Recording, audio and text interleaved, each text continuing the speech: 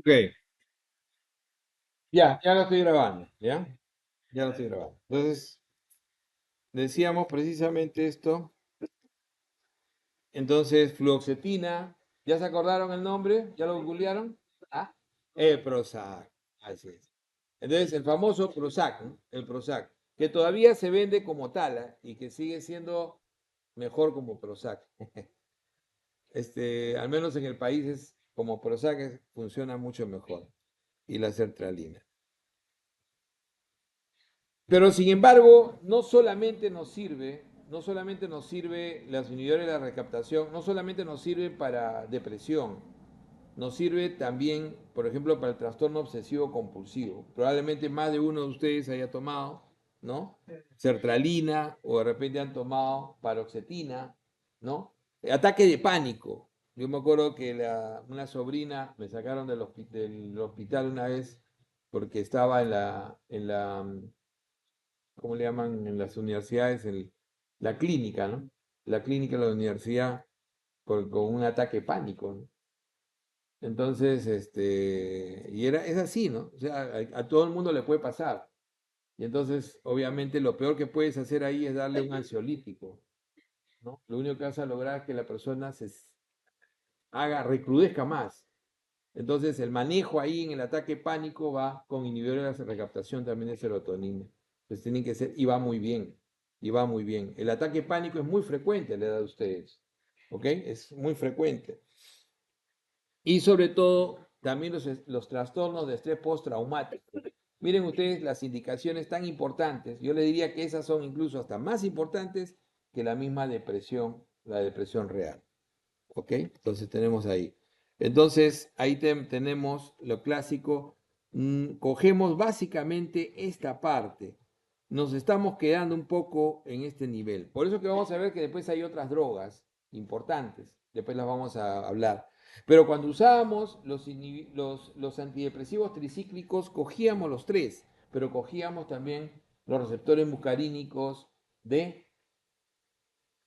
¿Quién tiene receptores muscarínicos? ¿Ya ven que no han visto la clase? Los receptores muscarínicos de la acetilcolina, cogíamos los receptores muscarínicos de la acetilcolina, cogíamos los receptores histaminérgicos y adrenérgicos. Y entonces al hacer eso con los antidepresivos tricíclicos, entonces los pacientes tenían arritmias, los pacientes tenían somnolencia, los pacientes tenían sequedad de boca. Entonces se dan cuenta de la cantidad ¿no? Retención urinaria. Entonces habían demasiados efectos adversos. Por eso que los primeros antidepresivos no desaparecen, pero ya no se usan como antidepresivos. O sea, estamos hablando de la amitriptilina, que la vamos a hablar en un momento un poquito más, ¿ya? Cuando terminemos esta parte. La farmacodinamia, como habíamos dicho, es sencillo, o sea, básicamente, ¿no? A nivel de la serotonina, básicamente vamos a actuar y tratando de incrementar su actividad, ¿no? Y por lo menos, como dice acá, se involucra más de 14 tipos de receptores de serotonina pre y postsinápticos, ¿no? Todos los inhibidores disminuyen potentemente la acción de la bomba presináptica de recaptación, hasta un 90%. Entonces, esa es la importancia. Todos tienen esa. Entonces, ¿cuál va a ser la diferencia? La diferencia va a ser la diferentes aspectos que pueden cubrir. Vamos a ver que hay diferentes aspectos que van a cubrir, ¿no? De diferente manera. Entonces, y esto aumenta el tiempo de la serotonina. Inhibición de recaptación no va a ser nunca suficiente, como le decía, ¿no? O sea, no es suficiente, porque se requeriría también inhibir norepinefrina y dopamina. El problema es que ahí se va a aumentar efectos adversos. Entonces vamos a ver que hay algunos fármacos. ¿La inhibición ocurre después de iniciar el tratamiento? Sí, pero es básicamente el efecto demora entre 2 a 8 semanas, ¿no? Entonces, 3 a 8 semanas ya. Después de haber iniciado el tratamiento, recién vamos a ver los verdaderos efectos terapéuticos. Es bien tardío, es bien tardío. Y eso es importante. Entonces, parte de la terapéutica es que uno sepa explicar al paciente, ¿no? Tú vas a tomar esta pastilla, es más, generalmente todos estos medicamentos se inician no con la dosis que tú pretendes darle. La dosis, por ejemplo, usual de un paciente para sertralina es 50 a 100 miligramos. Tú le vas a empezar con 25 miligramos. Siempre empiezas con la mitad de la dosis los primeros 3 a 5 días. ¿Por qué? Porque si tienes un efecto adverso malo, o sea que al final el paciente no lo va a tolerar, lo vas a ver en forma menos severa. Entonces siempre se inicia con la dosis más baja. En el caso de la fluoxetina, siempre se trata de iniciar con 10 miligramos y después se sube a 20 miligramos. A veces es difícil, en el caso de la fluoxetina, que viene en cápsulas, darlo en 10. Entonces, muchas veces tenemos que darlo en 20 como mínimo y observar si hay efectos adversos. Entonces, de ahí tú subes. Es igual que cuando hablemos en el siguiente capítulo, en el siguiente curso de antihipertensivos, igual, tiene el mismo mecanismo. Uno trata siempre de iniciar con una dosis menor para ver cuál es el efecto adverso, cuál es el efecto que se llama deleterio que uno puede ver en los pacientes. Entonces la respuesta clínica completa va a requerir efectos posteriores adicionales, ¿ya? Generalmente los cambios van a variar de acuerdo al subtipo del receptor y vamos a verlo de acuerdo sobre todo a las indicaciones que uno va a buscar. Entonces, los inhibidores de recaptación de serotonina inhiben la bomba de recaptación y aumentan la ocupación del receptor postsináptico de serotonina. Entonces incrementan la ocupación del receptor. Entonces eso es lo que tiene, ese es como se ven ahí, ¿no? Incrementan la cantidad de receptores que están ocupados. Son selectivos, ¿no? Tienen relativamente poca afinidad por otros tipos de receptores, aunque tienen efectos secundarios, ¿no? Pero que pueden involucrar un poco noradrenalina y dopamina, porque al final no existe en el sistema, no existe algo que pueda estar aislado. Entonces puede haber de todas maneras algunos efectos sobre noradrenalina y dopamina, pero son mínimos comparados con lo que sucedía con los antidepresivos tricíclicos. Con respecto a la absorción, se absorben bien, todos se absorben bien a nivel gastrointestinal, alcanzan niveles máximos en más o menos 1 a 8 horas, eso es importante. Hay unos alimentos pues no afectan, excepto algunos más bien lo mejoran, como en el caso de la sertralina, ¿no? La sertralina se absorbe mejor con alimentos. Entonces uno indica la sertralina con el desayuno, ¿no? O sea, es mejor con alimentos, se absorbe mucho más aún, ¿no? La sertralina. Después la absorción se une a proteína plasmática y se distribuye ampliamente. Ahora, es muy lipofílico. ¿Cuál es la ventaja de que sea lipofílico? Va a atravesar la barrera hematoencefálica con mayor facilidad, ¿no es cierto? Entonces, eso es fundamental. ¿Cuál es la ventaja? ¿Cuál es la ventaja de que tenga una buena unión con proteínas plasmáticas? Su tiempo de vida media va a ser mayor. ¿Cuál es la desventaja? Sus efectos adversos también van a durar más tiempo, ¿no? Entonces, esa es la desventaja. Entonces, en la toxicidad es donde generalmente los fármacos se unen mucho a las proteínas son más difíciles de manejar el efecto tóxico.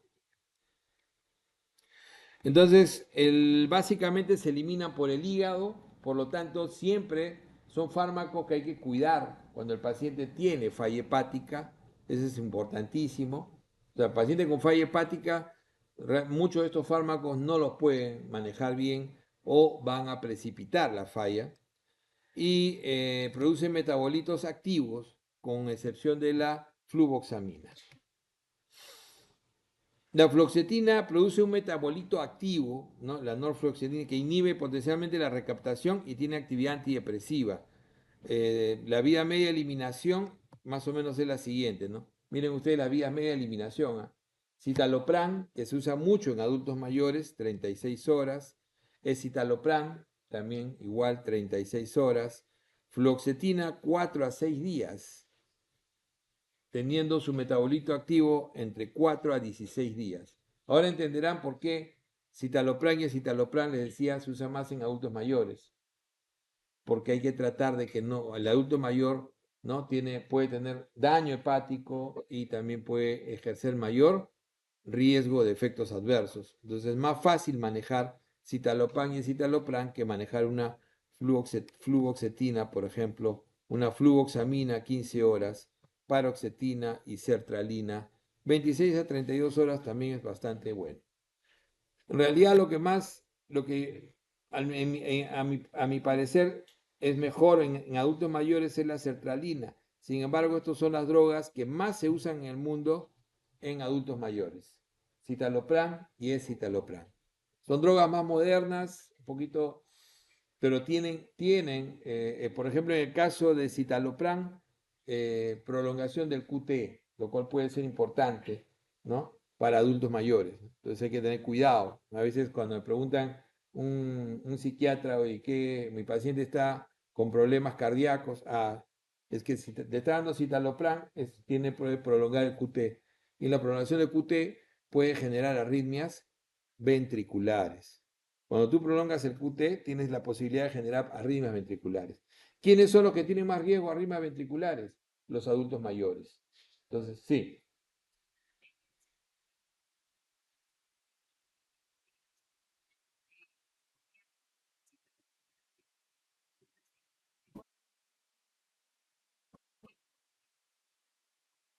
No, es que el metabolito puede estar activo, pero no va a ser suficiente para que cumpla con el efecto terapéutico, ¿no? O sea, digamos que su nivel terapéutico, que se puede dosar, requiere una dosis diaria.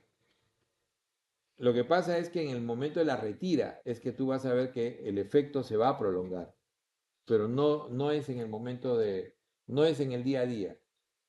O sea, tú podrías dejar de darlo 2, 3 días y probablemente sigas teniendo el efecto, pero no es lo ideal porque no sabes en qué momento va a perder el efecto. Entonces, para una terapéutica debes mantener, ¿no? Un nivel terapéutico constante, ¿ya? Ahora, no hay una acumulación no se ha descrito ahí una acumulación una toxicidad por acumulación, pero sí síndrome de retira, que vamos a ver ahora. Ahorita vamos a ver lo que es el síndrome de retira.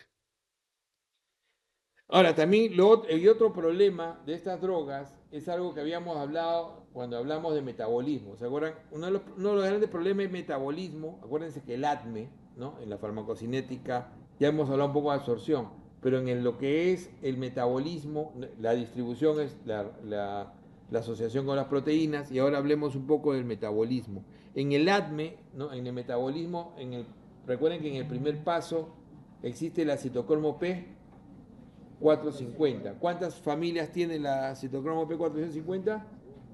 Tiene 18 familias, ¿no? Son 18 familias enzimáticas. Entonces, cuando tú inhibes, ¿no? La citocromo P450, algún grupo de familias, si tú inhibes, ¿qué va a pasar con el fármaco que está siendo inhibido su metabolismo? Se va a incrementar, ¿no es cierto?, la cantidad circulante, porque no se metaboliza. Y eso generará toxicidad.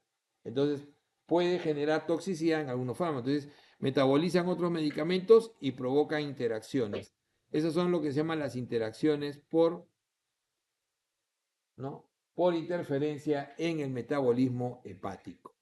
Entonces, es un grupo de drogas que puede interferir, entonces hay que tener mucho cuidado. Sobre todo, probablemente en gente joven no es mucho problema, pero en adultos mayores que usan, ¿cuándo se considera polifarmacia? Tres, tres o más medicamentos. Tres o más medicamentos ya es polifarmacia. ¿Cuánto toma un abuelito en medicamentos? 7, 8 medicamentos. Entonces es muy fácil la interacción. La interacción es muy fácil. Y ahí viene el por qué se escoge a veces también, el otro por qué se escoge más en adultos mayores citalopram y escitalopram, que inhiben menos enzimas hepáticas que los otros. Por eso es que se los escoge con mayor frecuencia. ¿Ok? Entonces, por eso es importante. Entonces, es básicamente disminuye ¿no? las interacciones a diferencia de las otras drogas. Entonces, indicaciones, trastorno depresivo. Recuerden que la depresión no es una clase de depresión, pero la depresión tiene criterios bien definidos, ¿ok? Tiene criterios bien definidos y la depresión tiene rasgos psicóticos hoy en día. En realidad se considera la depresión mayor un tipo de psicosis, ¿no? Una variante de la psicosis. Los trastornos obsesivos compulsivos, muy frecuentes, sobre todo en adolescentes y jóvenes, cada día cada más frecuente. Los trastornos de pánico son otra de las grandes indicaciones. Las fobias, ¿no es cierto? La agorafobia, las diferentes fobias, ¿no? Probablemente la agorafobia sea una de las más frecuentes. Y la bulimia nerviosa también son indicaciones del uso de inhibidores de captación de serotonina. ¿Ok? Es importante. Vamos con las dosis. Entonces, deben iniciarse siempre en su dosis mínima efectiva, lo que habíamos dicho, ¿no? Por ejemplo, una sertralina en 25, una fluoxetina en 10, ¿ok? Y es un proceso de prueba-error encontrar la dosis. Es un proceso largo. Si tienen en cuenta que la mayoría tienes que esperar por lo menos un mes para ver realmente su efecto, recién al mes tú dices, ya, le estoy dando 20 miligramos y ya el paciente quiere que le suba, tranquilo, espérate hasta por lo menos 4 o 5 semanas. No sientes mucha mejoría, ahí recién duplicas la dosis, no puedes subir la fluoxetina a 40 miligramos. Y lo vas a observar cuánto tiempo, por lo menos 2 a 4 semanas para poder cambiar la dosis. Entonces con eso le estoy diciendo que a veces el trabajo del psiquiatra, que es el que más utiliza estas drogas, es fuerte porque tiene que convencer a su paciente y en el camino tiene que bajar la ansiedad y muchas veces lo combina con ansiolíticos, lo cual no es lo mejor, ¿no? No es lo mejor, pero no tiene a veces alternativas. Entonces, encontrar la dosis eficaz es un proceso largo y proceso de ensayo-error. Ahí tienen las dosis iniciales clásicas, ¿no es cierto? Las dosis totales y los rangos extremos. Como les digo, lo que más se usa hoy en día, adultos mayores, citalopram es citalopram. La sertralina es de los que más utilizamos en eventos aislados de depresión y sertralina también es de elección en, sobre todo, trastornos obsesivos compulsivos. ¿Ok? La paroxetina es uno de los más utilizados en trastorno de pánico. En trastorno de pánico. Y de hecho la fluoxetina es el antidepresivo todavía más usado en el mundo en general, ¿no? O sea, el famoso Prozac.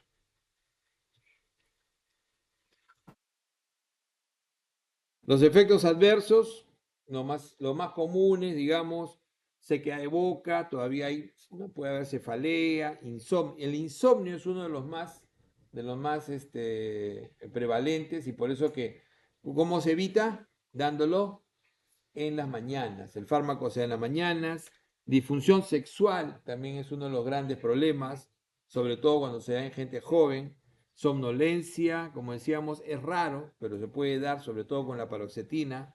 Temblores y cambios en el peso. Puede haber incremento de riesgo de hemorragia por interacciones medicamentosas, fracturas. También puede darse, está dentro de las drogas que pueden generar secreción inadecuada de hormona antidiurética. ¿Y eso qué produce? Hipo, hiponatremia. Hiponatremia, ¿ok? Entonces, son drogas que pueden generar secreción inadecuada de hormona antidiurética. Y entonces, cuando te dice acá, la hiponatremia se genera por CIHAT,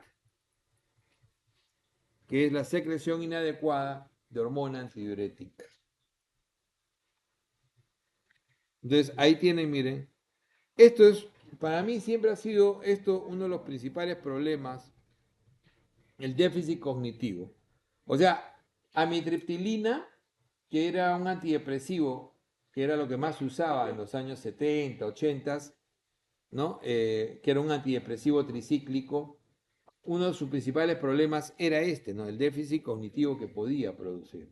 Entonces, el gran boom de estas drogas es que en su gran mayoría, sobre todo, ¿no? La fluoxetina, que fue la primera que se utilizó, no tenía ese efecto. ¿Ok?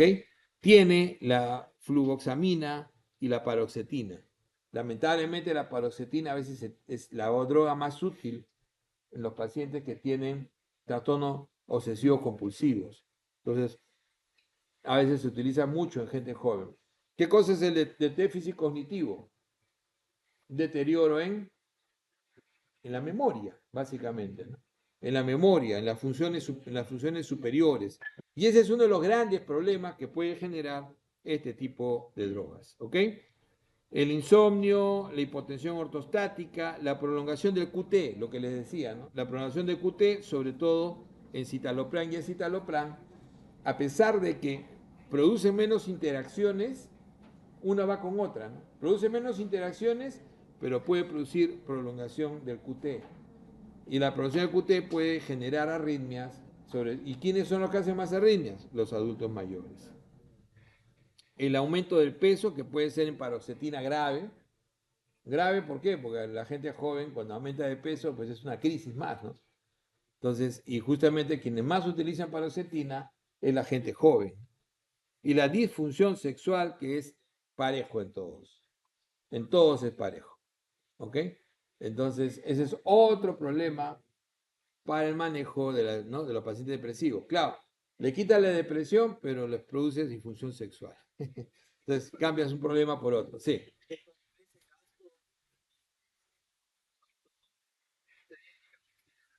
Sí, sí, sí. O sea, no solamente en jóvenes, ¿eh? Los que más piden son los viejos, ¿eh? De hecho que sí, o sea, no hay contraindicación para el uso de inhibidores para sildenafil o tadalafilo, que es lo que más se utiliza, ¿no? Entonces, no hay contraindicación. El síndrome de retirada es importante, y eso se lo voy a preguntar porque el síndrome de retirada es algo que vamos a ver en diferentes drogas, ¿ya? Es uno de los síntomas más frecuentes que acompaña cuando retiras el medicamento y puede producir en una persona disquinesias. No, disquinesias son movimientos involuntarios, se le caen las cosas de la mano, ¿ok? Náuseas, puede producir letargo en el paciente, puede producir cefalea, dolor de cabeza, parestesias, ¿no? Problema de equilibrio y sudoración, alteraciones del sueño. Entonces, por eso es que la interrupción del medicamento debe ser de forma gradual. Nunca tú estás tomando tus 40 y dices, bueno, ya, vamos a quitarte por un tiempo. No es que dejas de tomar de improviso. Entonces comienzas a tomar, bajas de 40 a 20, por lo menos una semana, en forma gradual, para recién retirarlo 2 semanas después. ¿Ya? Generalmente se resuelve rápidamente, pero es crítico. O sea, todo esto viene junto, ¿no? El paciente comienza a tener temblores, disquinesias, letargo, cefalea, ¿no? Sensación de adormecimiento de las piernas. Dice, no sé qué me pasa. ¿Has dejado de tomar algo? Ah, sí, dejé de tomar mi antidepresivo y lo dejé de tomar de un momento a otro. Muchas veces el colega a veces retira por teléfono el medicamento, que eso hoy en día es muy frecuente, ¿no? Y dice, ah, ya, deja de tomarlo y vamos a ver qué te damos. Y no hace el proceso, ¿no? El proceso tiene que ser lento, ¿no? Aparecen 24 a 72 horas después de interrumpir el medicamento. Entonces, interrumpes, hasta 2, 3 días puede aparecer los síndromes de retira. Y se puede mantener hasta 2 semanas los síntomas. Entonces hay que tener mucho cuidado con eso. Ojo, síndrome de retira. La sobredosis no es muy frecuente, rara vez causa la muerte o secuelas graves, a diferencia de otras drogas que pueden producir paro respiratorio. Esta de acá no tiene ese efecto, por suerte. ¿Ok? Es rarísimo, a excepción, como dice el citalopram, que la sobredosis no puede producir síntomas menores o ningún síntoma. Entonces, realmente no son. Casi todas las muertes por sobredosis implican dosis extremadamente grandes, pero sobre todo con ingestión. O sea, la gente cuando se suicida averigua y dice, no, con esto no me voy a suicidar. Se, se suicidan con benzodiazepinas, se suicidan con, por ejemplo, con amitriptilina, podrían suicidarse fácilmente. Antidepresivos tricíclicos, o sea, con otras drogas, pero no se van a suicidar con inhibidores de recaptación de serotonina. Y el síndrome serotoninérgico, que es raro, pero hay que tener en cuenta que puede producirse en algunos casos de toxicidad. O sea, cuando hay toxicidad podría producirse el síndrome serotoninérgico. No es frecuente, ojo, no es frecuente, pero puede producirse. Y se ve básicamente con clonus, ¿no? El movimiento clonus son movimientos de extensión que son movimientos y son espontáneos, ¿no? Clonus inducible, agitación, diaforesis, ya es más severo, ¿no? Incluso un nistagmo que es un clonus ocular, pero con movimientos rápido de los ojos, agitación, temblor, hiperreflexia, hipertonía y temperatura superior a los 38 grados. Eso es lo que se llama el síndrome serotoninérgico, que ya es el extremo que puede padecer en estos pacientes. Sí.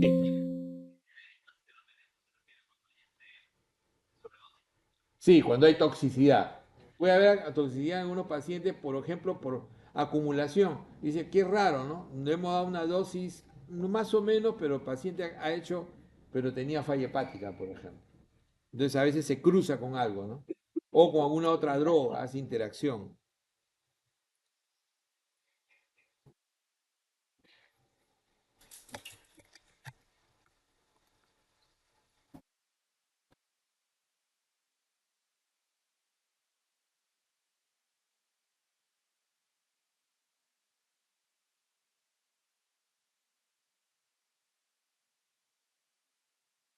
Ok, básicamente quería darles una idea. Inhibidores de recaptación de serotonina, los inhibidores de recaptación de la serotonina, ¿no es cierto? Son fármacos muy útiles, pero si bien es cierto, podríamos también tener que el fármaco disminuya el flujo de norepinefrina. Y existen los inhibidores de recaptación de serotonina mixtos y norepinefrina. ¿Ya? Esos combinan no solamente el flujo, disminuyen el flujo de recaptación de la serotonina, sino también de la norepinefrina. Y hay que tener mucho en cuenta. Este grupo de fármacos son muy utilizados hoy en día. Uno de ellos, muy utilizado, es la duloxetina. La duloxetina, ¿ya? La venlafaxina. Son fármacos muy utilizados hoy en día, especialmente se utilizan cuando los inhibidores puros de recaptación no han sido 100% efectivos. Entonces se suele entrar a venlafaxina. Y la duloxetina tiene una ventaja. ¿Cuál es la ventaja de actuar sobre la norepinefrina? El dolor. O sea, lo otro te volvía feliz. ¿Nadie de ustedes ha tomado una vez? No lo van a decir. Yo he tomado fluoxetina cuando era residente.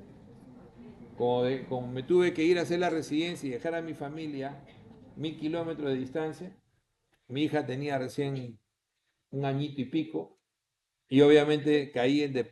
Y cuando me tocó mi rotación por psiquiatría, ¿no? El doctor Pablo Adán, que había sido mi profesor de pregrado, se acordaba, y me decía, Villar, tú estás deprimido, me decía. Porque yo soy un poquito fastidioso, o sea, ando siempre, trabajo y ando riéndome todo el tiempo, yo estaba todo serio. No, estoy tranquilo, digo, no, tú estás deprimido. Entonces, pásame, me hizo pasar a su oficina. Claro que pero todavía ya tenía sus primeros rasgos de paranoia, porque decía, un momentito, y miraba detrás de la puerta primero. Ahora sí pásame. Y entonces, conversamos un rato y me sacó una caja, ¿no? De Prozac original, ¿no? 30. Toma un mes.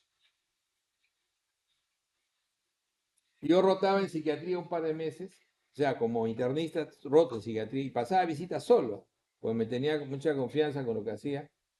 Y a los 5 días me decía, yo creo que ya voy a bajarte la dosis, ya estás fastidiando. Ya. Me di cuenta que realmente sí, o sea, realmente sentí un ánimo y un humor diferente, ¿no? O sea, no lo tomé más que los 30 días que él me indicó, obviamente. Es necesario a veces, ¿no?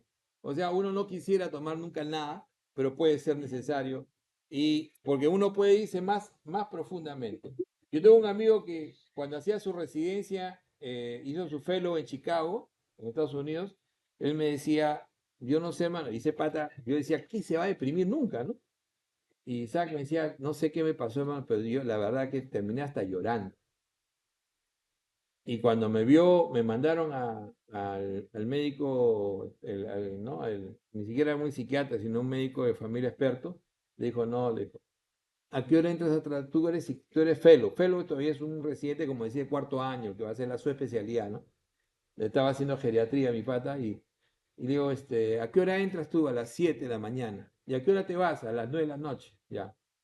En Chicago aparece el sol a las 9 de la mañana y se va a las 3 de la tarde. O sea, el padre tenía un mes sin ver el sol. Tenía un mes sin ver el sol.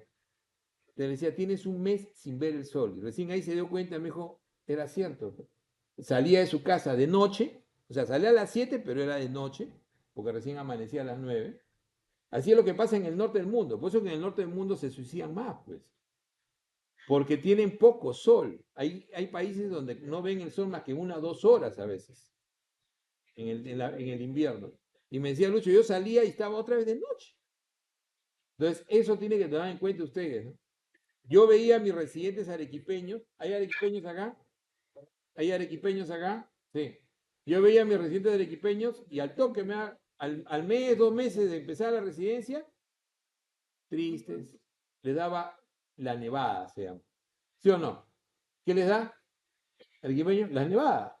Cuando se ponen todos tristes, ¿no? Está con la nevada, dicen los arequipeños. ¿Ok? Y es porque Arequipa es sol, sol y más sol, ¿no? Es raro que no haya sol. Y nosotros los limeños estamos acostumbrados a el cielo panceburro, ¿no es cierto?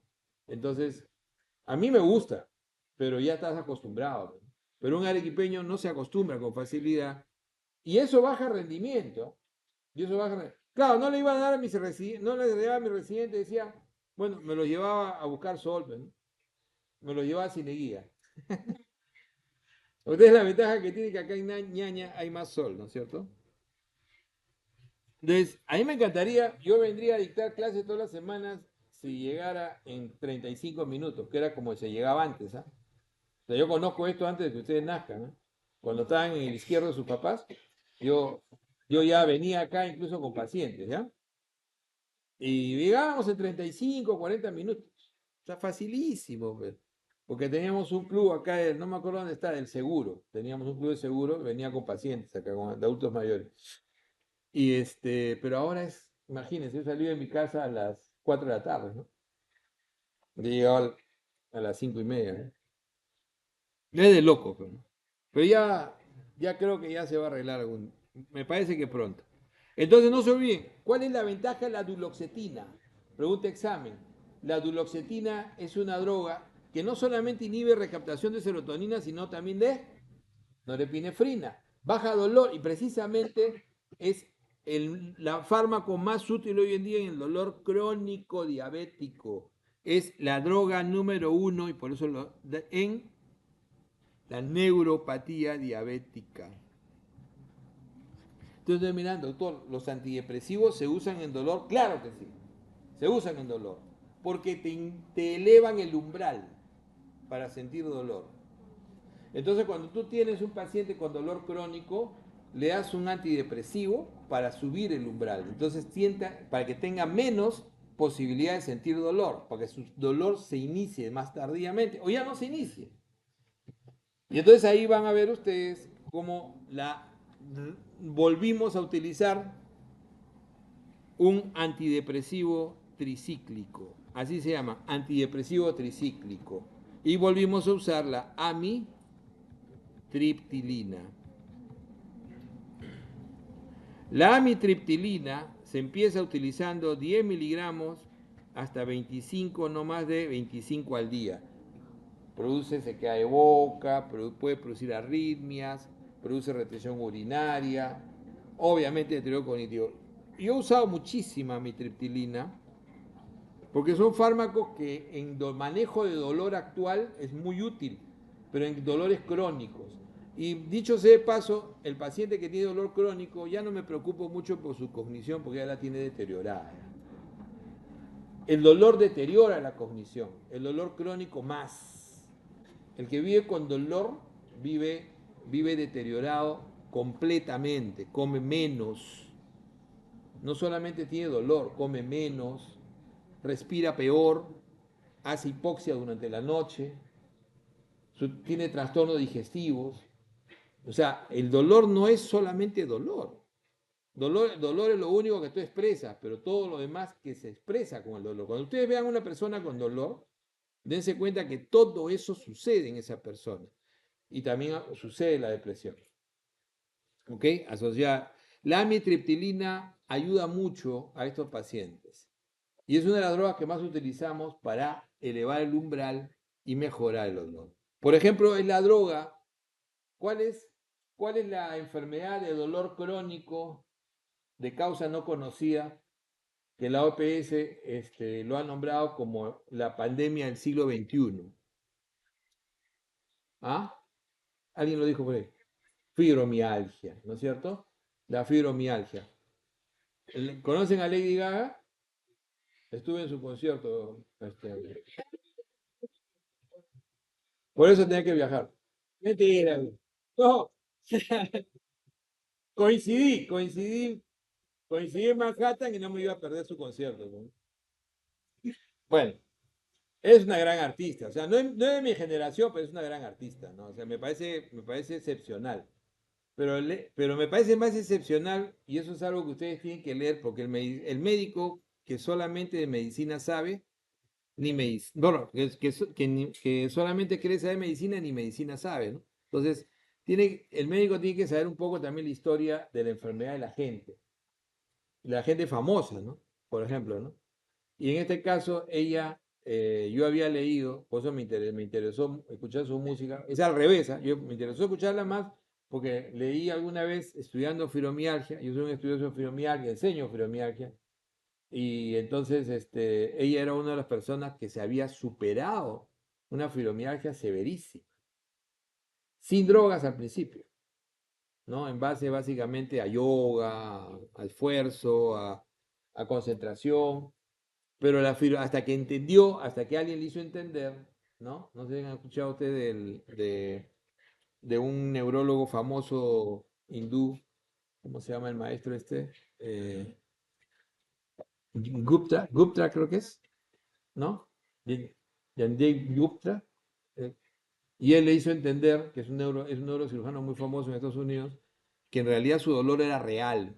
Y cuando ya aceptó la medicación, ella misma lo dice, ¿no? Ella ahora sale en spots, ahí fue ahí donde yo la vi por primera vez, viendo los spots de promoción del manejo de la fibromialgia. Porque hay gente que no acepta a veces la droga, ¿no? Entonces, ¿y por qué? Porque hay muchos médicos que le dicen, tú no tienes nada. Y es que la verdad de las cosas es que la fibromialgia es un dolor crónico.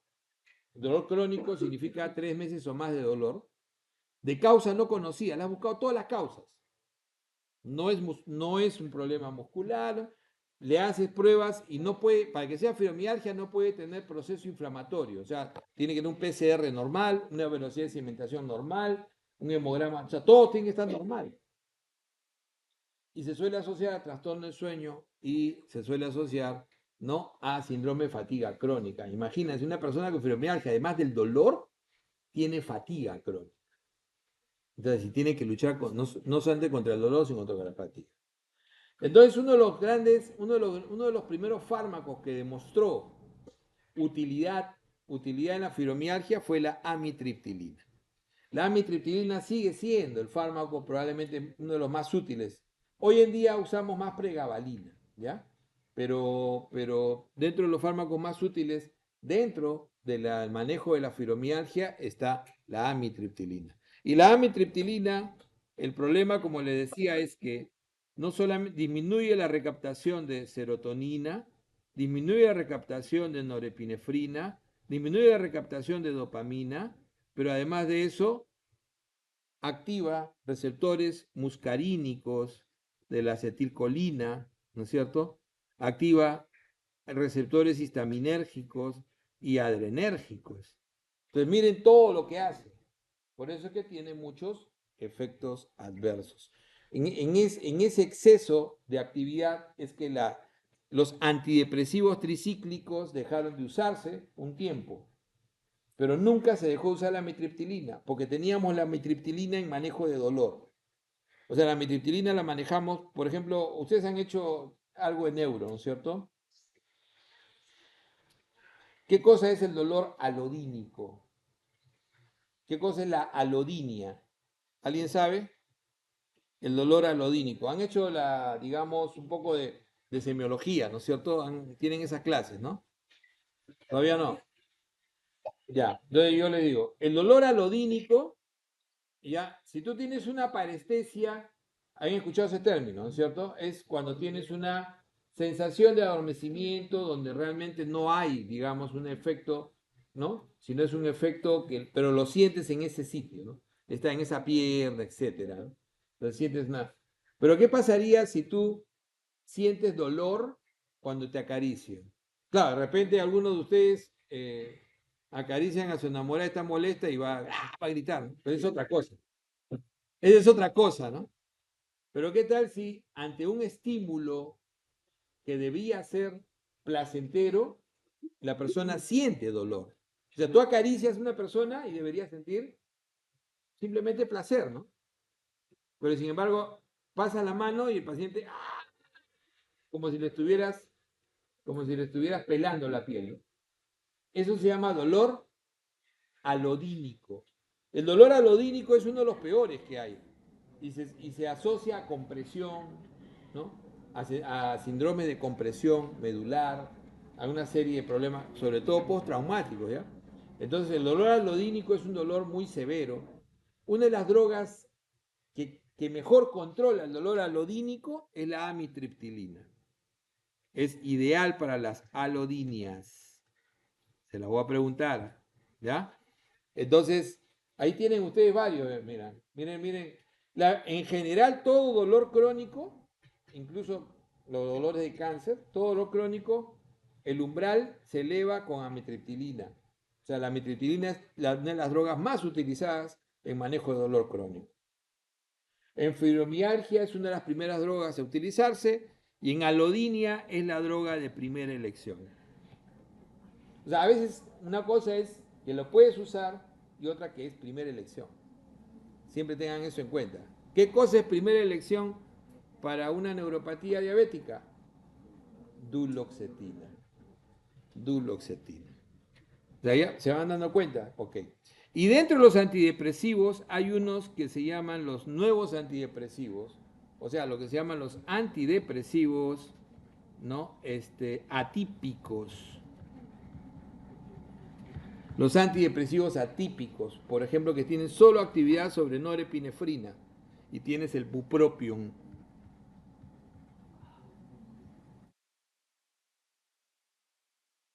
Le voy a dar datos nada más así, porque si no es muy largo, ¿ya?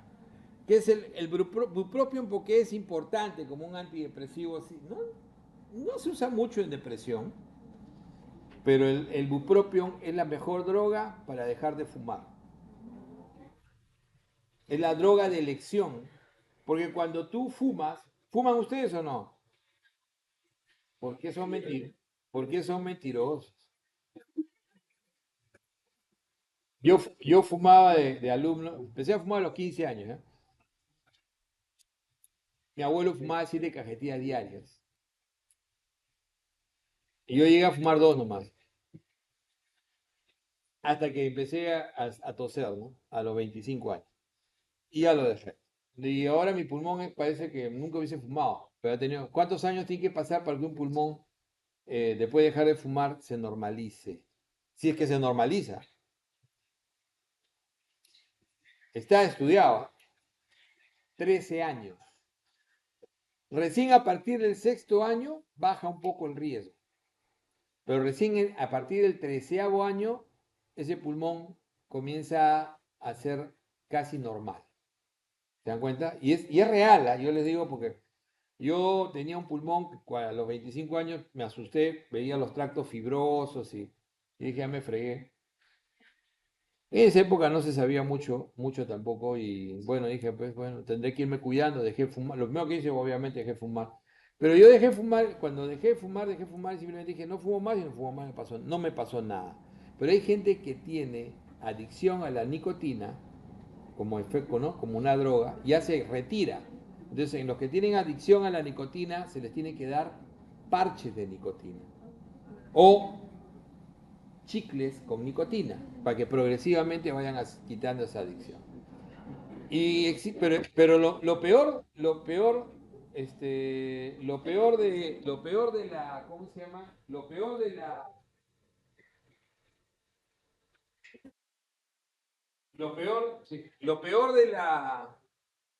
del tabaquismo es que el tabaquismo tiene la adicción a la nicotina y tiene la adicción al tabaco. ¿Qué significa eso? Es al efecto de aspirar humo. Entonces hay gente, eso sí, me encantaba a mí. Yo me di cuenta que a mí lo que me encantaba era aspirar el humo y meterlo al pulmón, ¿no? Eso se llamaba golpear. Entonces y yo le contaba a mis hijos que hay un momento en que, o sea, yo me despertaba y prendí un cigarro. O sea, en esa época tú subías un bus y todo el mundo fumaba, ¿no? Estabas en clase y todo el mundo fumaba, ¿no? Era otra época, ¿no? Y fumaba premieto, que era de lo más fuerte que había. Pero bueno, la cosa es que la otra adicción es la adicción al tabaquismo, y eso es aspirar humo. Y entonces, ¿eso cómo se lo quitas? Puede ser la persona tiene un poco de ansiedad por ese humo. Y eso, el bupropión es la mejor droga. O sea, el bupropión sirve para la adicción al tabaquismo, no al nicotinoma. Quiero que entiendan eso, ¿ya? ¿Ok? Claro, los ingleses dijeron, ¿y si hacemos algo para que aspiren humo, pero que sea vapor? Y entonces inventaron el vapeo. Y ahora se volvió una desgracia, ¿no? Porque ahora al vapeo le comenzaron a echar aditamentos y todo lo demás, y hay incluso patología por aspiración de humo de vapeo, ¿no es cierto? Hay neumonitis asociado a eso.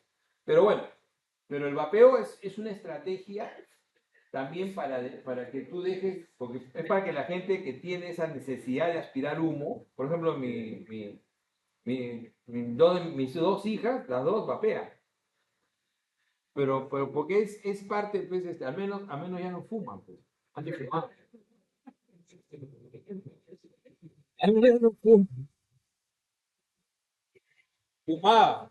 ¿Se dan cuenta? Ese es un problema.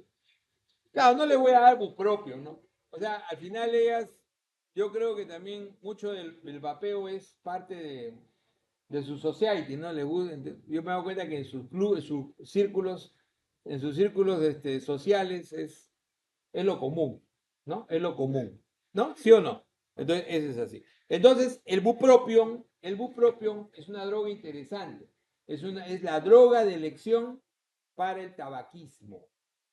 Puede ser pregunta, puede ser pregunta. Porque tiene, sobre todo, como le decía, ¿no?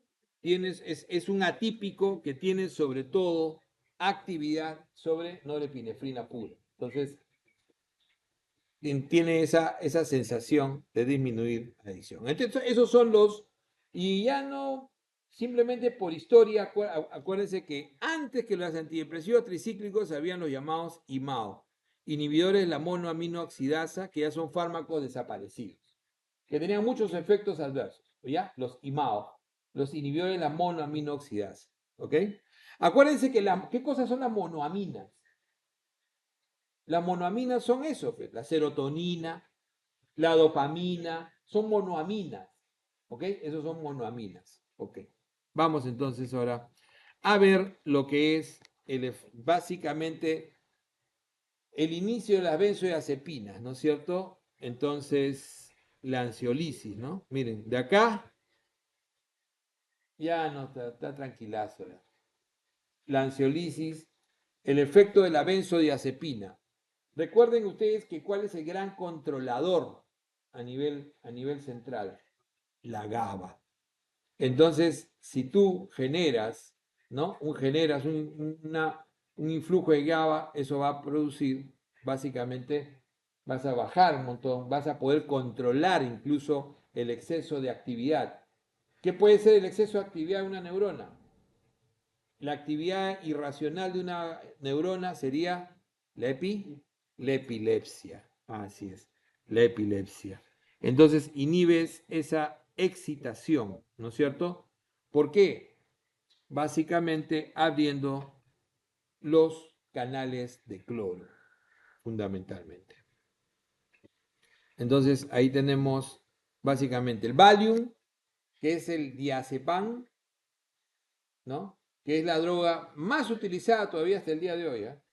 Sigue siendo la droga más utilizada dentro de las benzodiazepinas, ¿no? Y que tiene todos los efectos de las benzodiazepinas. De acá se lo voy diciendo. ¿Cuáles son los efectos clásicos de las benzodiazepinas? La ansiolisis, pero también está la sedación. También está la sedación. O sea, no solamente produce ansiolisis, sino produce sedación también. Y también tiene otro efecto, la relajación muscular, la miorelajación. Es el miorelajante por excelencia. Y además de eso, es antiepiléptico, algunos de ellos, no todos, pero algunos de ellos tienen. El que tiene los 4 efectos clásicos es el diazepam, el famoso Valium.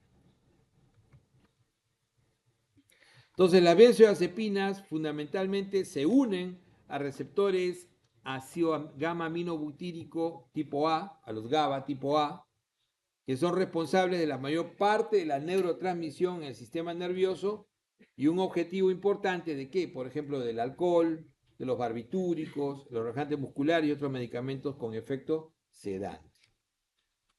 Los receptores GABA A son canales iónicos de cloro dependientes, ¿ok? Cloro dependientes ligandos. Entonces, eso hay que tener siempre en cuenta. Entonces, cuando el GABA, se une a estos receptores, aumenta la cantidad de corriente de cloruro, generado por el receptor. Eso es lo que sucede. Las benzodiazepinas aumentan el efecto inhibidor de los GABA y al aumentar la frecuencia de apertura de los canales, eso hace que hay una hiperpolarización de la membrana y evita la actividad excesiva. Entonces, ese efecto inhibidor conduce a las propiedades, ¿qué cosa? Ansiolíticas, ¿no es cierto? Hipnóticas, que es sedación, hipnosis es dormir, ¿no es cierto? Anticonvulsivas y relajantes, sobre todo ¿de quién? Del músculo, miorelajantes.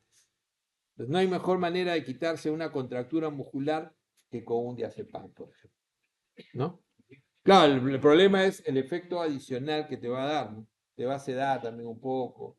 Entonces, ahí vamos a ver que hay algunos que tienen mejores, ¿no? Entonces, es el mecanismo clásico, abre los canales de cloro y aumenta la liberación de la GABA y potencia los efectos inhibitorios. Eso tiene que quedar clarísimo. Es el efecto básico de las benzodiazepinas.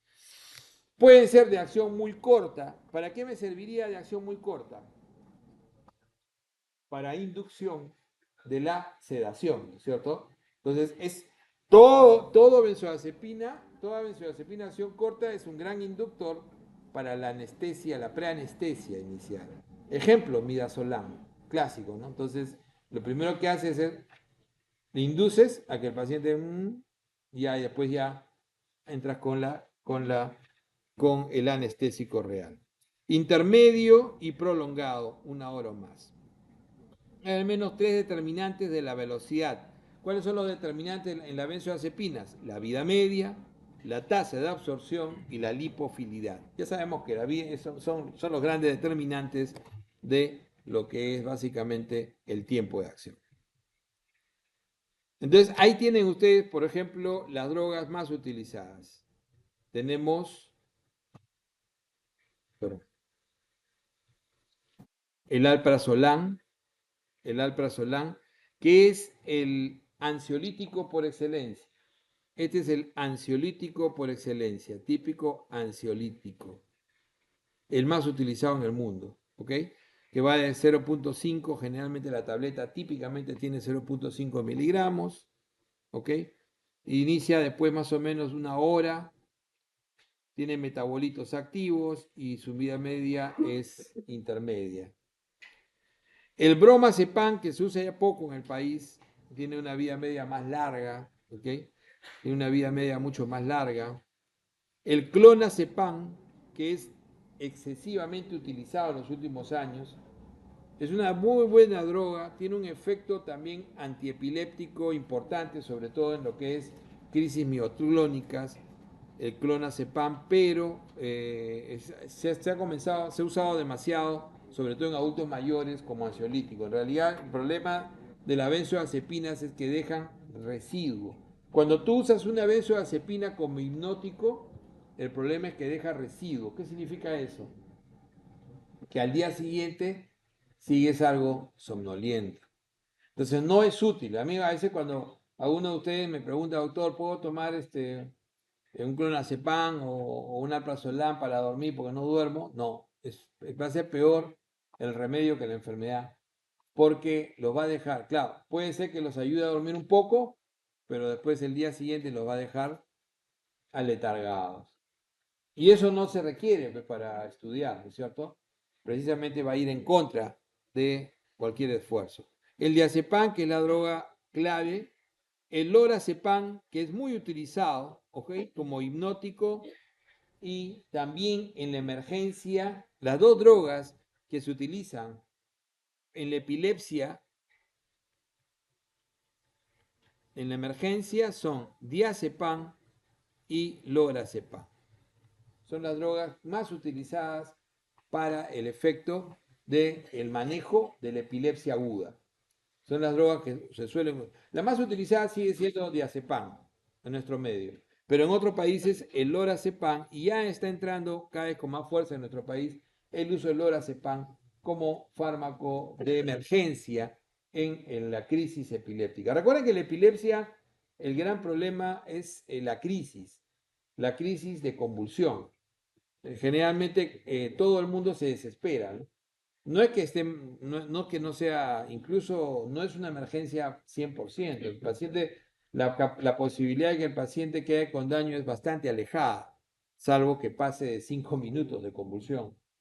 Pero realmente lo que uno debe hacer cuando una persona convulsiona, lo primero es colocarlo en lateral, así es, lateral izquierda, que le permita botar las secreciones y ventilar, ¿no es cierto? Y ventilar. Y sobre su lado izquierdo para que ventile mejor, porque recuerden que el lado derecho ventila mejor.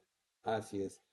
Y definitivamente de ahí tratar de, no con la mano, si se puede, con lo que tengan a la mano, pues un papel, una baja lengua, un lapicero, tratar de evitar que se trague la lengua, que la lengua obstruya la vía aérea.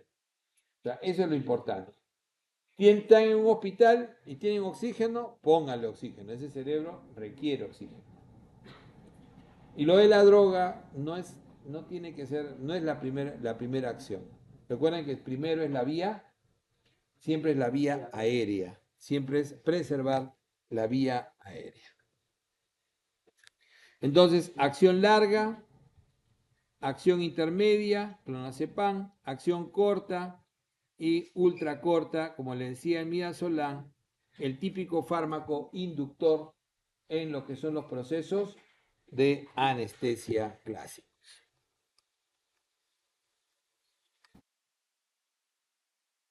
Estos fármacos tienen muchas interacciones, ¿ok? Entonces hay que tener en cuenta qué fármacos aumentan la concentración de benzodiazepinas y qué fármacos disminuyen su concentración, ¿ya? Por ejemplo, la cafeína, la digoxina, inhibidores de recaptación, van a aumentar la concentración de benzodiazepinas y producir mayor sedación. El omeprazol, por ejemplo, muy utilizado, ¿no? Inhibidores bomba. Y aumentan efectos depresores, porque tienen un efecto que puede ser de... ¿Qué cosa deprimen? Deprimen la respiración. El gran riesgo de las benzodiazepinas en su toxicidad es que pueden producir paro respiratorio. A diferencia de los que habíamos visto ahorita, los antidepresivos, estos fármacos pueden matar. pueden matar. O sea, una intoxicación por benzodiazepinas puede producir paro respiratorio. Su efecto depresor puede aumentar cuando se combinan con, ¿no?, con neurolépticos, algunos antidepresivos como amitriptilina básicamente, con antihistamínicos, con opiáceos y con alcohol. Un paciente que toma benzodiazepinas no puede tomar alcohol. Está totalmente prohibido. Entonces, el diazepam, la droga más importante, probablemente tiene vida media larga porque el hígado lo oxida, ¿ok?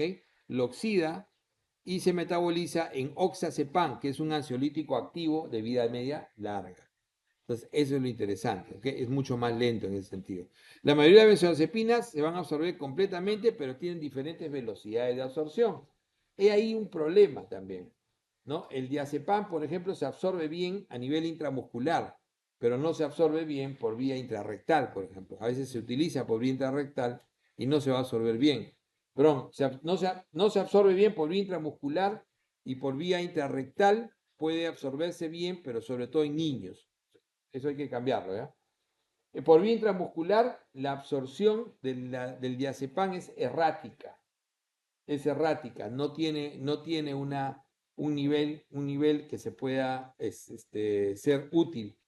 Y entonces no se recomienda su uso, por ejemplo, cuando tú utilizas diazepam en una emergencia, en una crisis epiléptica, la vía intramuscular no es útil, no es la mejor vía.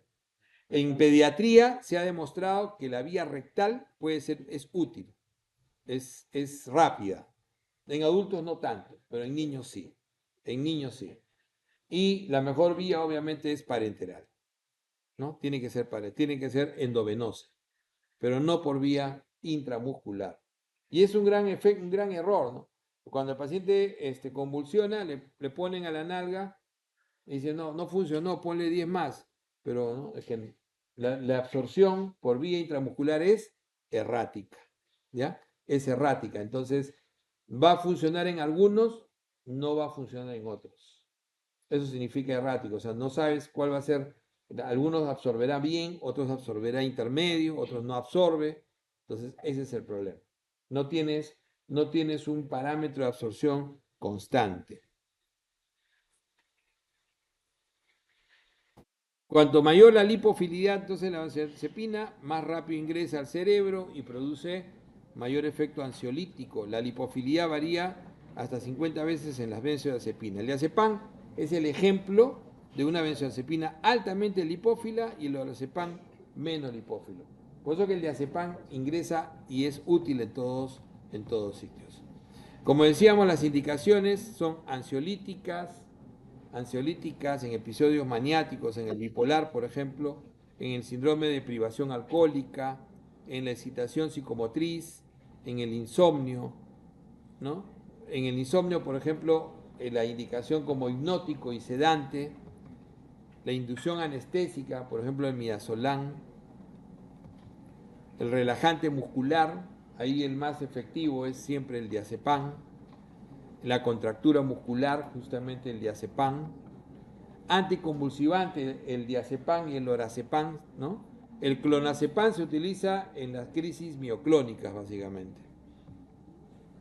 Y eso es básicamente las vías de administración, los ejemplos terapéuticos, trastorno de ansiedad. Como les decía, alprazolam es el clásico para trastorno de ansiedad. El clonazepam es útil en trastornos convulsivos. El diazepam, trastorno de ansiedad, estado epiléptico, relajante y premedicación. Por eso decía, el diazepam sigue siendo el más útil de todas las benzodiazepinas, ¿no? Permite su uso parenteral, como lo decía, se puede utilizar por vía oral, intramuscular, rectal. Esta de acá, como les digo, es errática. Hay que tener mucho cuidado y no promover su uso, porque es una vía errática. Esta es la benzodiazepina prototípica, ¿no? El diazepam. ¿Okay? Hay algunos que se han retirado del mercado, ¿no? Como el flunitrazepam, que era el rohypnol, que era un fármaco que tenía el efecto de producir, además de mucha sedación, produce efecto psicodélico. Entonces el efecto psicodélico no es un efecto clásico de las benzodiazepinas, pero el flunitrazepam produce efecto psicodélico. Nosotros usábamos mucho flunitrazepam en mi época, cuando yo era interno, ¿no? Y de verdad, o sea, tú usabas y el paciente comenzaba, parecía que había fumado de la buena, ¿no? Entonces, ese es el efecto clásico psicodélico. Entonces se retiró, o sea, se retiró del mercado y el flunitrazepam es hoy en día una droga que se utiliza como droga de, ¿cómo le llaman estas drogas? De recreativa. Es una droga recreativa, ¿no? Se suele combinar con la ketamina, ¿no? O sea, es el rohipnol, famoso rohipnol. Entonces, ahí tienen, por ejemplo, el lorazepam, ¿no? Premedicación, el midazolam, como les había dicho, que es premedicación también preanestésica, los más utilizados, ¿no? Y para el insomnio, típicamente el triazolam, el temazepam, son los más utilizados como hipnóticos porque son los que tienen menos efecto de residuo. Estos son los que más son utilizados como tienen una vida media corta, más o menos te generan un sueño de 6 horas y tienen menos efecto de residuo. O sea, el paciente al día siguiente no está sedado. A diferencia del paciente que duerme utilizando clonazepam o alprazolam. Hay mucha gente que duerme utilizando clonazepam o alprazolam y ese le genera un efecto de residuo. En cambio, el temazepam, el triazolam, son drogas que son básicamente hipnóticos. Son los más utilizados como hipnóticos, con otras drogas hipnóticas puras. Lona, ahí, Lora, lo más importante, Mida, y el triazolam para el insomnio. ¿Ya? No se olviden. La dependencia física, ahí viene algo que no hemos visto, por ejemplo, en el caso de los antidepresivos. El uso crónico puede causar dependencia física, que eso también existe en los opiáceos.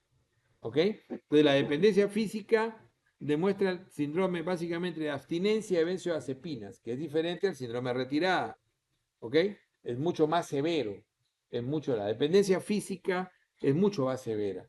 Entonces, el gran problema es que es un sistema que se ha acostumbrado a mayor cantidad de GABA para poder tener el efecto.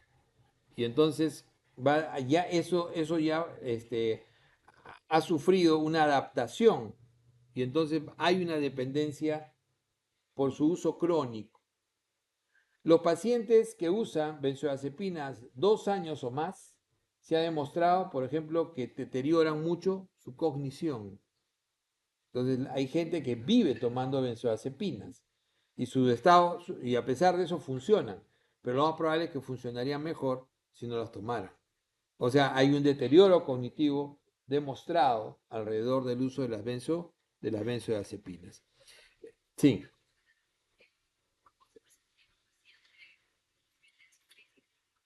ahorita vamos a ver, justamente esa es la idea, ¿no?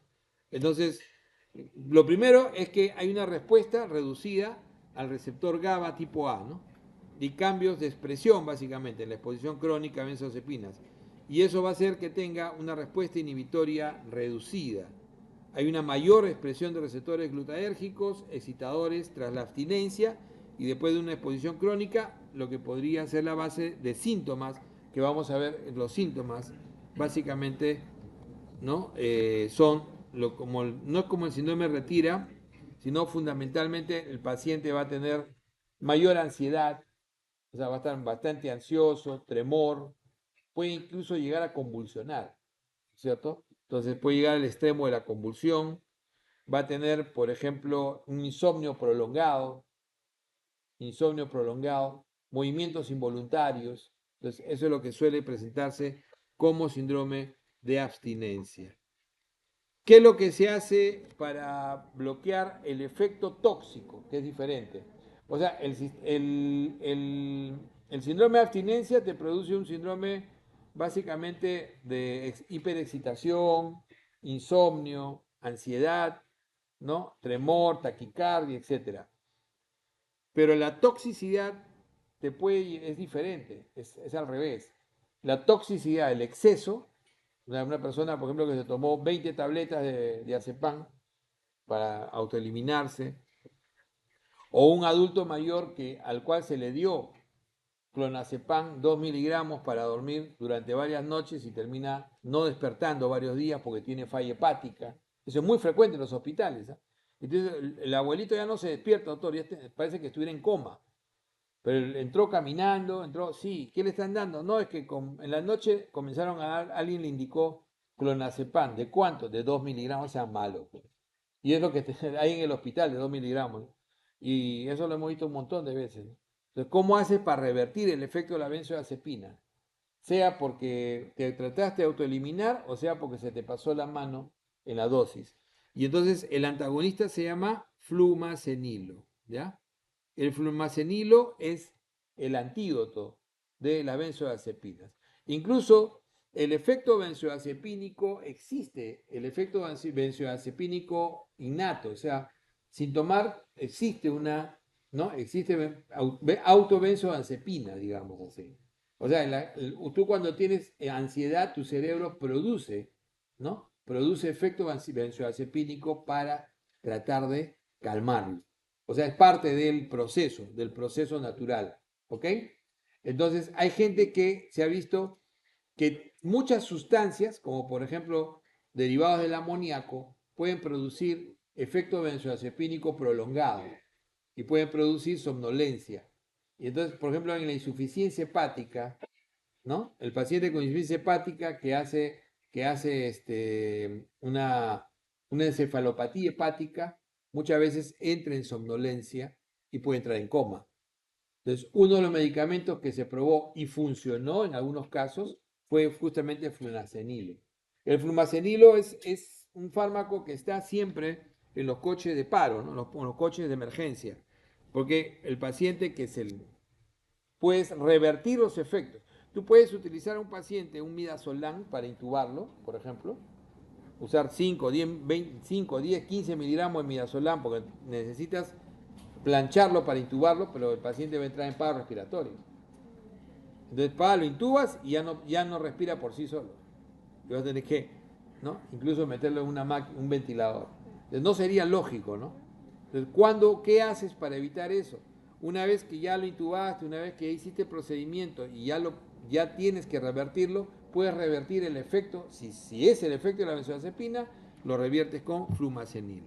El flumacenilo viene de 5 miligramos, se da en forma lenta, el riesgo es que puede producir arritmias, ¿ya? Y es el único, básicamente, que va antagonista específico del receptor de benzodiazepina, ¿no? Tiene mucha actividad por sitios específicos del receptor GABA y el flumacenilo antagoniza todos los efectos electrofisiológicos de las benzodiazepinas, agonistas y agonistas inversos.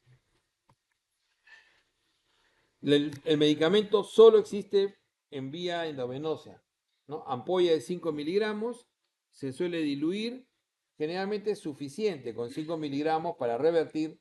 Si tú pones 5 miligramos a un paciente y mejora, probablemente podrías ponerle otra vez. Pero si con 5 miligramos no notas ninguna diferencia, entonces no es el problema la benzodiazepina. ¿Te das cuenta? O sea, tiene que haber cierta respuesta para que puedas tú decir que el efecto benzodiazepínico es lo que tienes que revertir. Ok. Esta es la primera parte.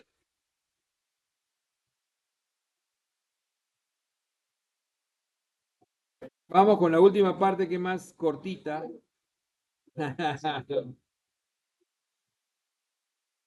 Es cortita, es cortita.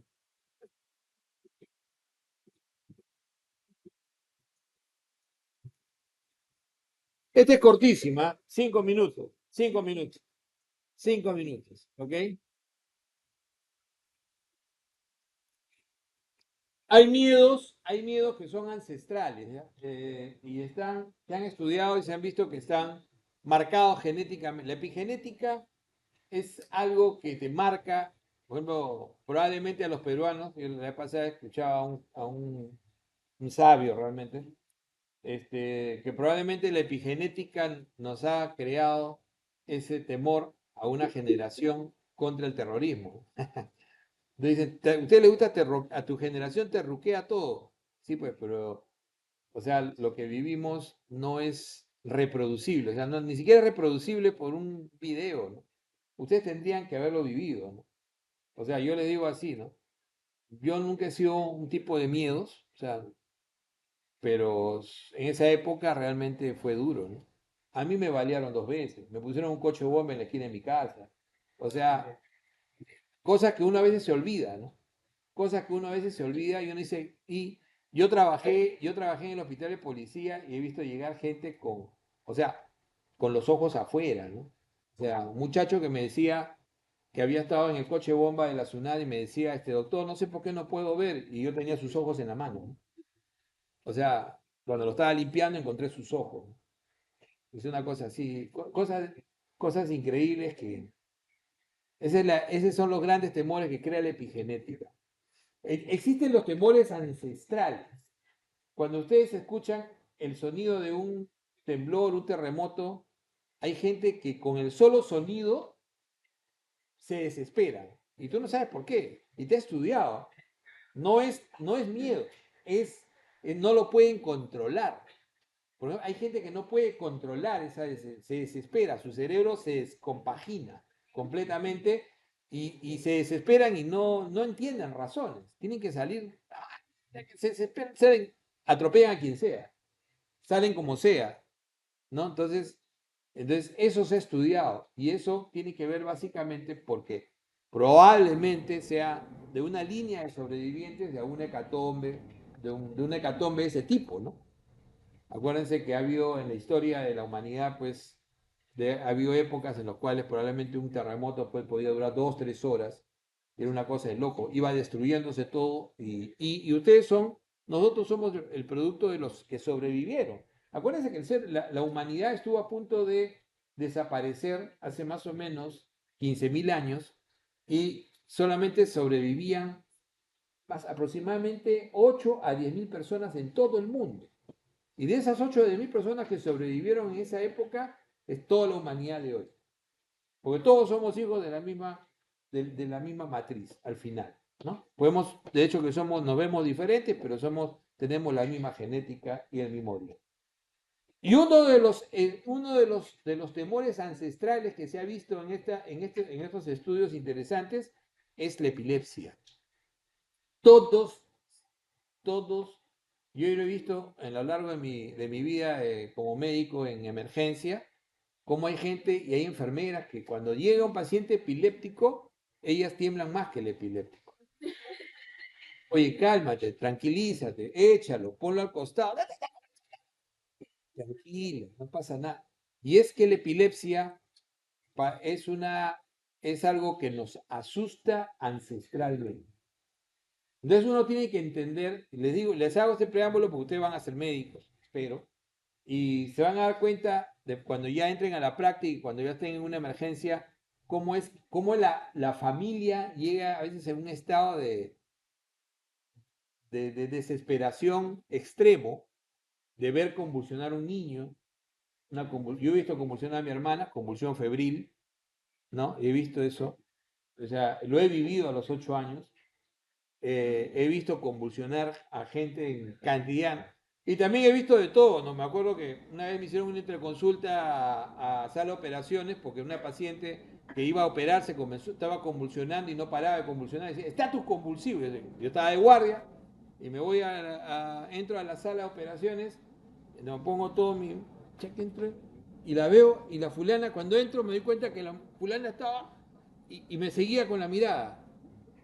Entonces me acerqué y le dije, hija, ¿qué te pasa? Y me dijo, estoy convulsionando. No quería que lo operen. No quería que lo operen. Después irte al otro extremo, ¿no? Puede incluso la gente vincular una convulsión. Está definido incluso que la persona en estado de estrés, sin tener ningún foco epiléptico, sin tener ninguna enfermedad, puede convulsionar por extremo estrés. Y eso se ha visto en juicios, se ha visto en... ¿no? O sea, hay gente que ha llegado a convulsionar en pleno estrés.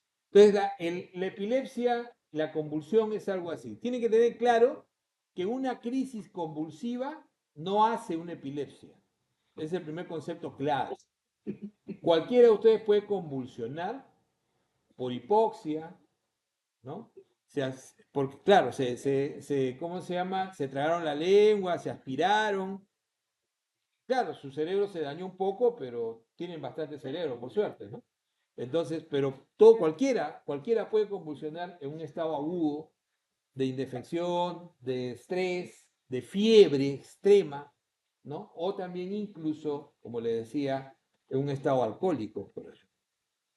Un estado de hipoglicemia, un estado de sodio bajo. Puede ser causado incluso, hay gente que toma drogas simplemente para bajar de peso y no se dan cuenta, ¿no? Un exceso de medicación. Entonces, lo que quería era básicamente dejarles eso en claro. Y entonces, los fármacos que vamos a ver son aquellos que vamos a poder utilizar para combatir la crisis convulsiva y la enfermedad per se, la epilepsia, que la epilepsia puede ser idiopática, o sea, ¿qué quiere decir eso? Que no tiene un fondo, una causa conocida, o puede ser secundaria a diferentes enfermedades. Cualquier daño a nivel del cerebro puede dejarte un foco de epilepsia. Una cirugía, un infarto cerebral, pero puedes convulsionar adultos mayores que convulsionan, un tumor. Lo primero que tú piensas, un adulto mayor que convulsiona, un tumor. O una hemorragia, una zona hemorrágica, algo que está irritando el cerebro. O sea, la epilepsia es la tos del cerebro. Cuando algo te irrita la vía respiratoria, ¿qué haces? Toses. Y cuando algo te irrita el cerebro, ¿qué hace? Convulsión. Convulsión. Ok. Entonces es importante el antiepiléptico y los fármacos anticonvulsivos, y ahí viene el término. Lo vas a utilizar como antiepiléptico cuando defines que el paciente tiene epilepsia. Y se lo vas a dar en forma crónica. Y lo vas a utilizar como anticonvulsivante cuando tienes el evento que quieres básicamente evitar. Entonces, un régimen de medicación anticonvulsiva es la principal intervención para controlar a pacientes convulsionando. La epilepsia diagnosticada siempre debe ser diagnosticada por un especialista. Ahí sí, el etiquetar a una persona de epiléptica, eso sí, ahí sí le doy la razón al término, por eso lo he puesto. Sí, yo a veces soy contrario a que ustedes, como hasta estudiantes, pueden hacer un diagnóstico de cualquier tipo, ¿ya? Pero en el caso de catalogar a una persona epiléptica, eso sí tiene que pasar por manos expertas. Porque cuando tú catalogas a una persona epiléptica, la estás catalogando para toda la vida. Entonces es algo que tiene que ser muy bien definido. Entonces, los antiepilépticos que comparten la propiedad común de suprimir la convulsión, pero con muchos perfiles farmacológicos, hay varios perfiles farmacológicos y hay muchas propiedades farmacocinéticas, propensión a interacciones, efectos adversos y toxicidad. Entonces, tenemos diferentes mecanismos para calmar la convulsión. El medicamento que afectan los canales de sodio, dependiente de voltaje. Obviamente sabemos que el sodio es uno de los grandes mecanismos de hiperexcitabilidad. Entonces, pues vamos a cerrar esos canales y la alteración. ¿Qué drogas actúan sobre canales de sodio? Son la gran mayoría. Entonces, están en azulito las drogas más utilizadas. A pesar de que la carbamazepina hoy en día se usa mucho menos, ¿ok? Pero siempre es muy preguntado, porque es una droga que se ha usado muchísimo en la historia incluso carbamazepina, cuando yo di mi examen de residentado, era la droga número 1 para la neuropatía diabética. ¿Cuál es hoy en día? La duloxetina, ¿se dan cuenta? ¿Se dan cuenta? Entonces, pero cuando yo di mi examen de residencia, la droga número, y fue pregunta de examen, era carbamazepina la respuesta. Bueno, no existía la duloxetina todavía. Y entonces tienes ahí, por ejemplo, la lamotrigina, excelente fármaco antiepiléptico. Fenitoína, esperemos que comenzara a usarlo cada vez menos. La fenitoína es un ejemplo de nuestra pobreza, ¿no? O sea, en otra parte del mundo ya no se usa casi, nosotros lo usamos porque es el fármaco efectivo y barato. Es parte de nuestra pobreza, ¿ya? De nuestra pobreza. Yo digo, no pobreza de dinero, ¿eh? Pobreza intelectual. Y el topiramato, que es un buen fármaco, incluso para bajar de peso, ¿o no? Claro que sí, combinado, el topiramato, combinado con la fentermina, es una de las grandes drogas para bajar de peso. Ya lo voy a comentar en la próxima clase. A ver si se calman un poco por ahí. Entonces, el topiramato tiene el efecto de disminuir el hambre, disminuye la ansiedad por comer, combinado con la fentermina, que es un fármaco que incrementa la pérdida, la tasa metabólica, ¿no es cierto? Entonces, es una de las grandes combinaciones que se utilizan en el manejo de la obesidad, antes que de ir hacia los GLP-1 agonistas receptor. O sea, uno de los primeros grandes fármacos es la combinación de... El topiramato es un gran antiepiléptico, pero también es uno de los fármacos que más se utiliza, por ejemplo, para prevención de migraña. ¿Hay gente migrañosa acá? De hecho que sí. Entonces, cuando uno tiene 2 o más episodios al año, o cuando uno tiene migrañas o sea, cefaleas que trastornan, ¿no? Tu día a día, o sea, no te dejan actuar en forma normal, entonces tienes indicación del uso de antimigrañosos. Antimigrañosos preventivos, que no son para el dolor, no te bajan el dolor, sino son preventivos. El antimigrañoso por excelencia es el propranolol. Es una droga que para usar el propranolol hay que usarlo, además te produce bradicardia, hipotensión y tienes que usarlo 2 o 3 veces al día. Pero es el fármaco que funciona, es el fármaco modelo, digamos. Los europeos usan la flunaricina, que es un bloqueador de canal de calcio, y los americanos usan el topiramato. Los dos son muy útiles, o sea, son los dos grandes fármacos preventivos de la migraña. O sea, el topiramato, les voy dando el dato, o sea, el topiramato tiene varias indicaciones, como ven ustedes. Es un buen antiepiléptico, un buen anticonvulsivante. Sí, es utilizado en el manejo de la obesidad y es utilizado como preventivo de la migraña. Ok.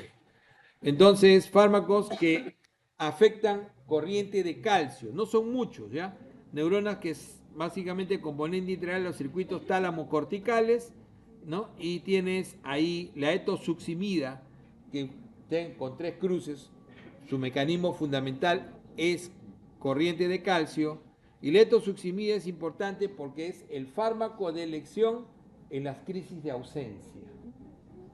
Pediatría, crisis de ausencia, es un tipo de convulsión donde el niño no se mueve, sino se queda congelado. ¿Te has visto cuando alguien se queda así, un niño se queda así? Son crisis de ausencia, ¿ya?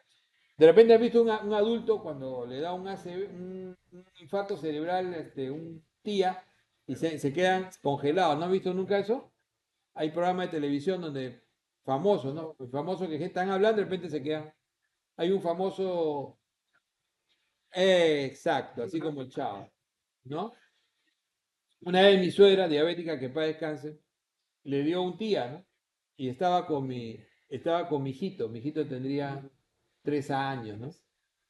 Y mi hijito se dio cuenta que le estaba hablando y se quedó congelada, ¿no?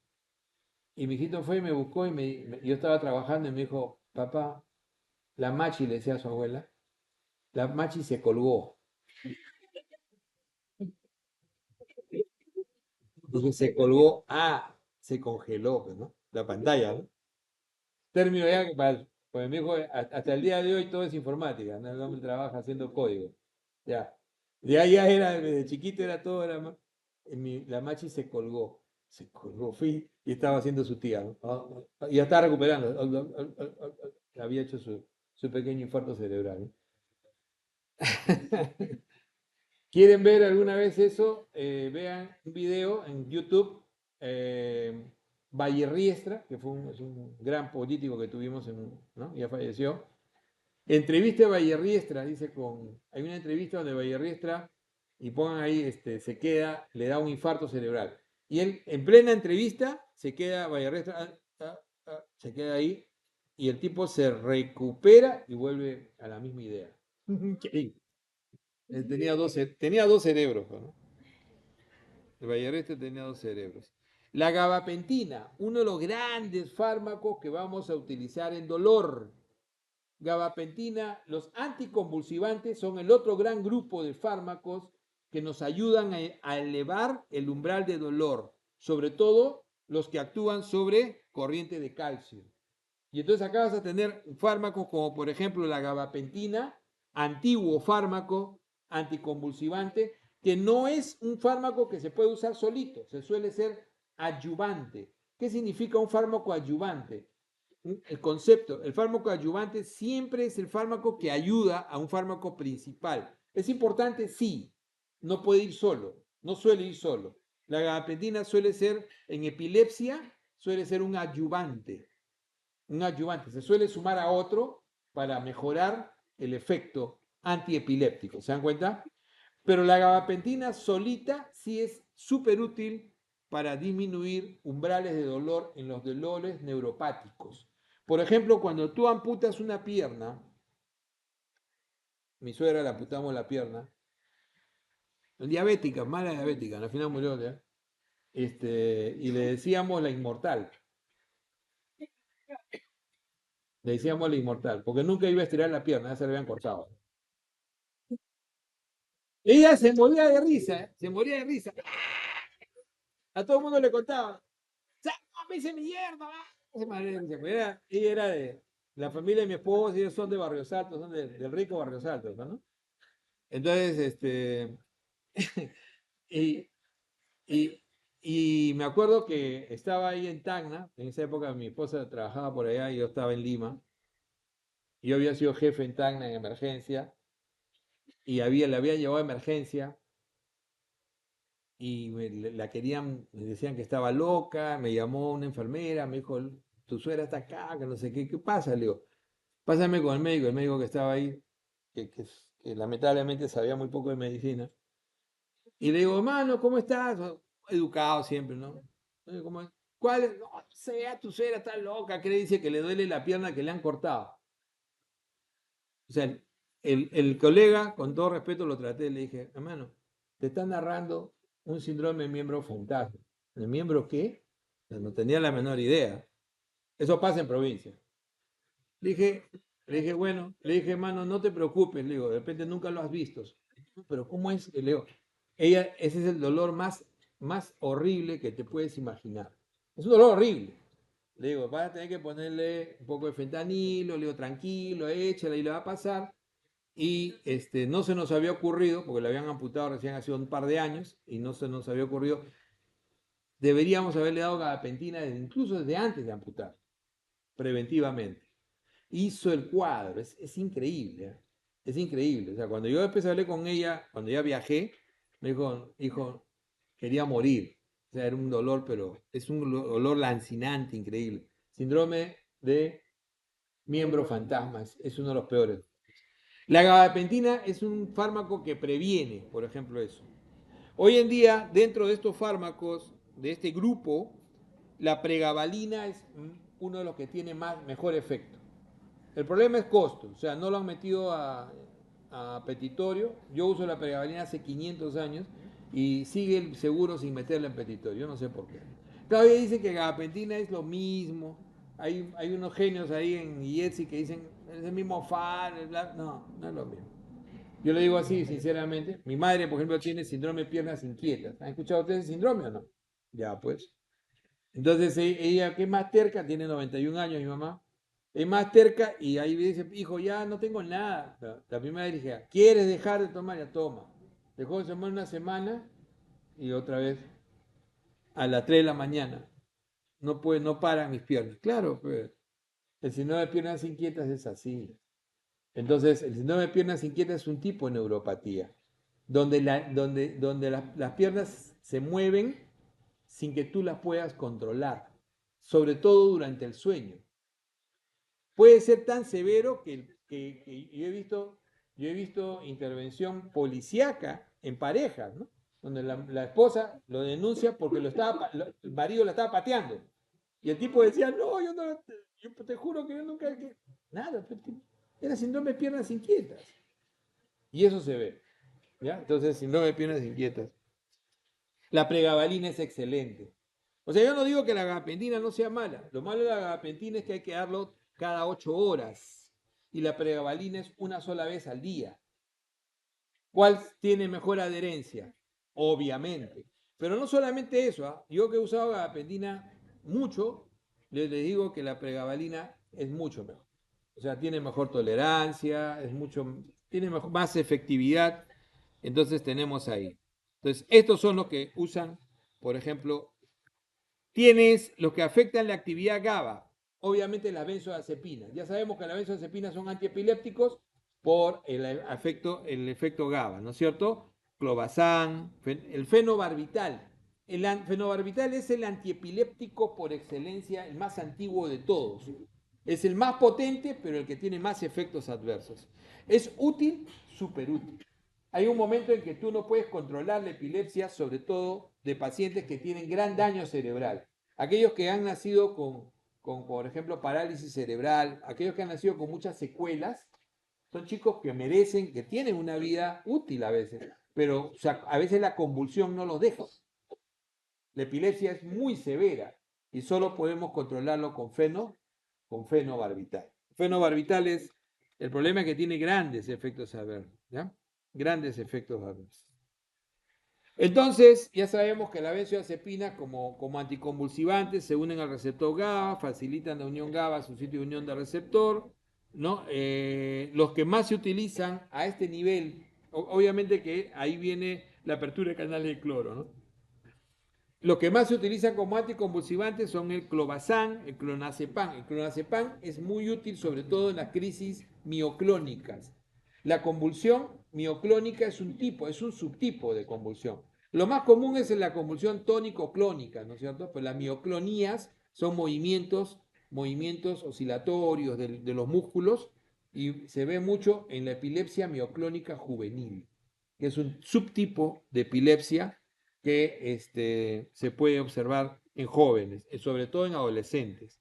El clorazepato, el diazepam y el lorazepam. Recuerden que el diazepam y el lorazepam, sobre todo para la crisis, son los que se usan en la emergencia, en la crisis.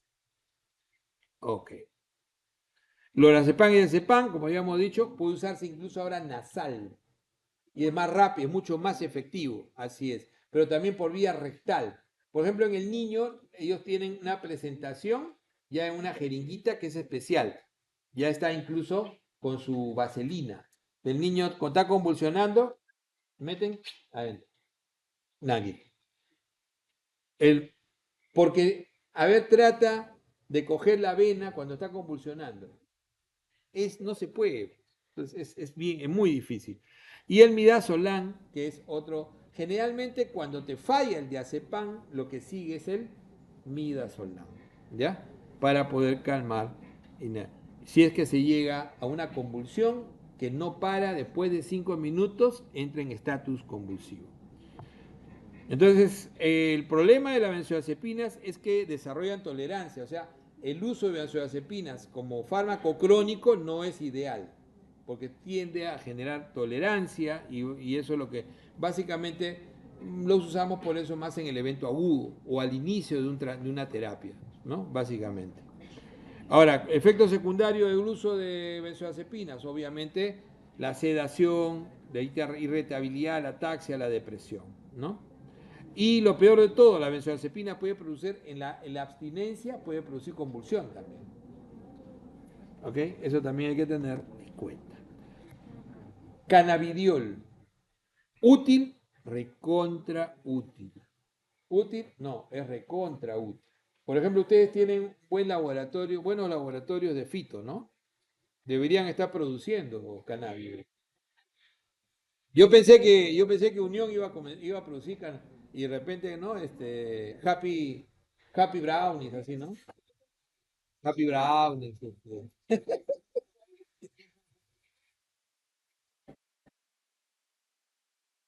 No tiene nada de malo, o sea, controlado es excelente, ¿no?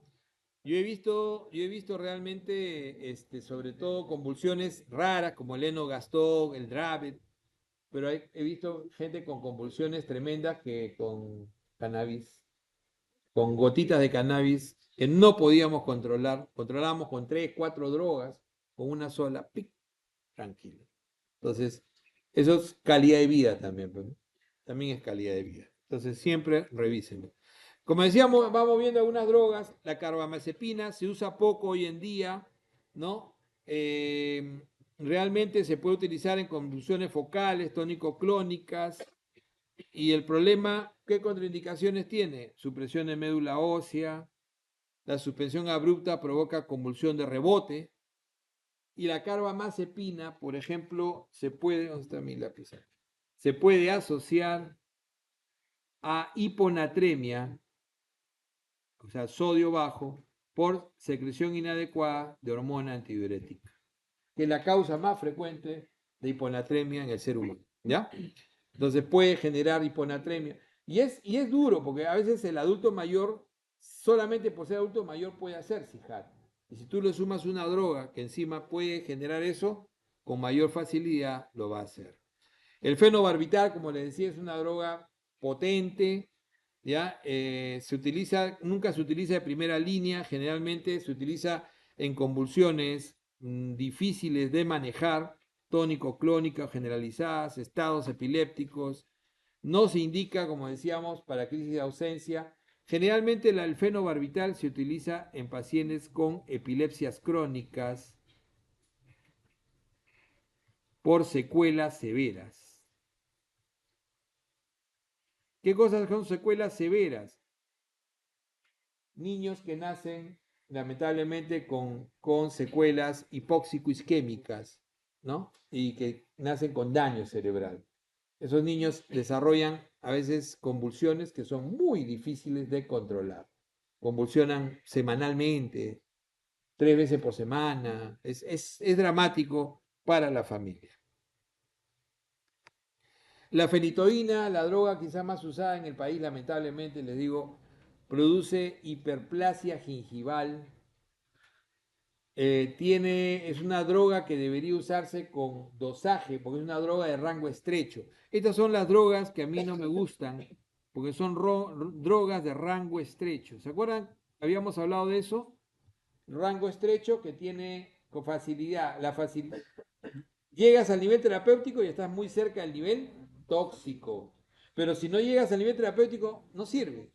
Entonces siempre estás en el límite. Y su uso crónico produce una tremenda ¿no? Hiperplasia gingival. Tú te das cuenta en los consultorios de neurología quienes toman fenitoína porque tienen, ¿no? Eh, Así como las decía, como más o menos la muela que tenía Freddie Mercury, que en paz descanse, así, ¿no? Más todavía, ¿no? Una hiperplasia gingival increíble, ¿no? Entonces, es el fármaco más utilizado, lamentablemente, para convulsiones tónico-clónicas generalizadas. Aunque hoy en día hay mejores, cada día se está cambiando, ¿ah? O sea, yo sé que la mayoría de los neurólogos ya casi no lo usan, ¿ah? Pero sin embargo, en el general, digamos, de la medicina en el país, todavía el consumo es muy alto de fenitoína. El ácido valproico es un mejor fármaco, también de rango estrecho, ¿no? El divalproato sódico es mucho mejor, también para convulsiones focales y generalizadas, y es una de las drogas que pueden tener algunos efectos adversos importantes, sobre todo, ¿no? Puede producir, por ejemplo, incontinencia urinaria, que es algo que a veces, ¿no? Uno no se da cuenta y el paciente comienza a orinarse, ¿no? Claro, se combate con pañal, ¿no? Pero si no, hay que cambiar el medicamento. La gabapentina que habíamos hablado, que es excelente, terapia complementaria y sobre todo en el manejo del dolor, en el manejo del dolor crónico y el manejo de las neuropatías. Pero claro, mejor que la gabapentina es la pregabalina, pero la gabapentina es buena también. La lamotrigina, que es excelente fármaco y tiene ventaja de poder ser utilizado durante la gestación, por ejemplo, ¿no? Es un medicamento también menos eficaz que el valproato, pero a veces para combinar es un excelente medicamento, la lamotrigina. El levetiracetam, que es una de las benzodiazepinas más utilizadas, ¿no? Consideran convulsiones focales, tónico-clónicas. El levetiracetam en realidad es un derivado, no es una benzodiazepina, es un derivado benzodiazepínico y es uno de los más útiles, los mejores fármacos antiepilépticos hoy en día. Revísenlos, se los estoy dejando ahí. Cualquiera de estos datos se los puedo preguntar, obviamente, están ahí, ¿ya? La oscarbazepina reemplazó a la carbamazepina. Es el mejor fármaco, o sea, acuérdense que existen los fármacos que pueden ser derivados de un fármaco más antiguo, ¿no es cierto? Entonces tú puedes tener una cetiricina que es muy buena, puedes tener una levocetiricina. Ahí en ese caso no hay muchas diferencias, pero en el caso de la carbamazepina y la oscarbazepina, ahí sí. La oscarbazepina tiene muchos menores efectos adversos, por ejemplo, no produce la hiponatremia que produce, no produce los efectos adversos más importantes y es monoterapia de primera línea en los focales, monoterapia de primera línea en los focales. Topiramato hoy en día es de primera línea en tónico-clónica, pero ¿qué más les he dicho que puede servir el topiramato? El topiramato, además de ser de primera línea en convulsión tónico-clónica, es preventivo de migraña y además obesidad, combinado con fentermina. ¿Ya? Lo vamos a ver en la próxima clase. Briveracetam, también sobre todo indicado en convulsión de inicio parcial, ¿ya? De inicio parcial, son los fármacos más usados hoy en día en el mundo. Y la pregabalina, que me gusta a mí muchísimo, se va una dosis al día, se empieza con 75 miligramos, puede llegar hasta 300 miligramos progresivamente. Es un fármaco muy bueno. Es el fármaco de elección hoy en día en, por ejemplo, fibromialgia, en síndrome de piernas inquietas, en el síndrome de miembro fantasma. Es, como le digo, un buen fármaco y es un buen fármaco ayudante en las convulsiones. ¿Ya? Entonces, pregabalina, excelente fármaco. Ojalá un día lo pongan en petitorio, porque la gente no tiene que seguir comprando eso. Y vigaratrina, que recién tiene poco tiempo en el país, sobre todo adyuvante en las convulsiones focales y los espasmos infantiles, donde se usaba más antes la etosuximida. Ok. Muy bien, chicos. Preguntas, dudas.